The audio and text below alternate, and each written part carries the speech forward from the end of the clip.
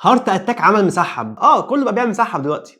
تعال نشوف كده ايه نظام المسحب عندهم وايه اسعاره. بص يا سيدي، هو عامل 4 وجبات. اول وجبه معانا وجبه اطفال، عباره عن 3 مسحب ومعاهم بطاطس ميديوم ولعبه اطفال وسعرها عامل 55 جنيه. الوجبه اللي بعد كده وجبه ميديوم، عباره عن 5 مسحب معاهم 1 بطاطس ميديوم معاهم صوص توميه او باربيكيو وواحد عيش وسعرها عامل 59 جنيه، ودي انا جبتها. وعندك برده وجبه لارج، دي بقى عباره عن 10 مسحب فيها 1 بطاطس ميديوم صوص توميه صوص باربيكيو 2 عيش المره دي وب 99 جنيه. اكبر وجبه دي بقى وجبه فاميلي فيها 15 قطعه مسحب وواحد بطاطس لارج مع صوص توميه وصوص باربيكيو و3 عيش وسعرها عامل 149 جنيه. يعني اسعار متوسطه زي اللي موجوده في باقي السوق. طبعا المسحب ده هو بيعمله سبايسي وبيعمله عادي. انا جبت وجبتين، وجبه سبايسي ووجبه عادي. تعال نشوف بقى. نبدا الاول بالوجبه العادي. طلع كده اول بطاطس والعيش، افتح كده.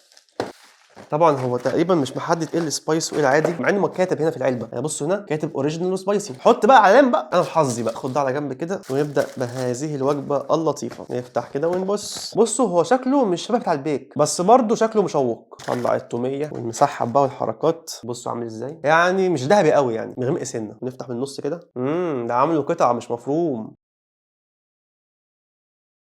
يعني تحسها كده صدور فراخ. طبعا انا بدوق مش هقدر اقارن بالبيك، انا بصراحه ما جربتش الكاب بيك، فمحدش يجي يقول لي ايه الافضل دوت ولا البيك. مش عارف الصراحه. ادعوا لي انتوا بس اسافر السعوديه وان شاء الله اول فيديو هينزل في السعوديه او تاني فيديو هيكون عن البيك.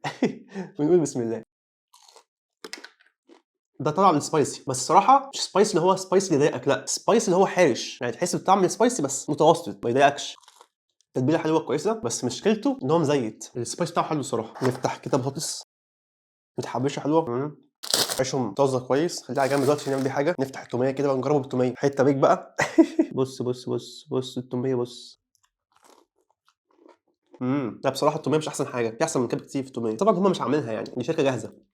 بص بقى هعمل ايه. اقطع كده واحده مسحب قطعتين من البطاطس وشويه توميه. بص بص بص التوميه بص، وايه بقى ايه قطمه كده حته واحده.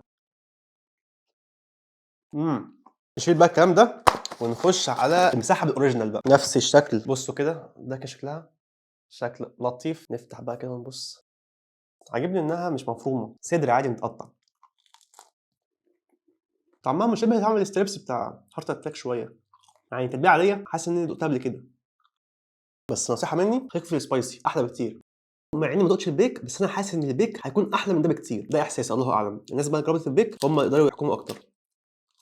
المسحب الاوريجينال عادي شكلي بس. فهنقول بقى التقييم النهائي. بالنسبه للمسحب العادي اعطيله 7 من 10، وتقييم السبايسي 8 من 10. شغالين الاثنين. طيب وكان نكون خلصنا حلقه النهارده. حلقه كده خفيفه كده في السريع. لو عجبتك حلقه النهارده ما تنساش بقى اللايك. عايزين نوصل حلقه النهارده 20000 لايك في اسرع وقت ممكن. ما تنساش بقى تعمل اشتراك في القناه وتعمل فولو عشان اي حاجه جديده تنزل ما تفوتكش. اشوفكم ان شاء الله في الحلقه الجايه. سلام.